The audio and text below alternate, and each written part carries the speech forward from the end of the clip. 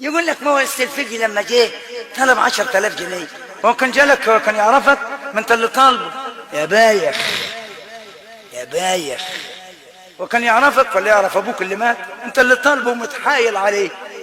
ترجع تاني تقول قولها. واجره مش اجر تلاوي، اسمه في الفقه اجر حبس، محبوس عند صاحب المصيبه. ينهض يروح قال لما يقول الفاتحه يروح. ياخد اللي اليه ياخد عينيه. قال صلى الله عليه وسلم خير ما اخذتم عليه اجر هو كتاب الله.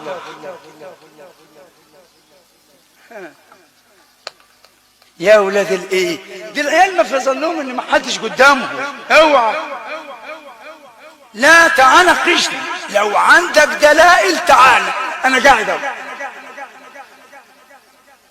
هو ده كلام؟ لا لا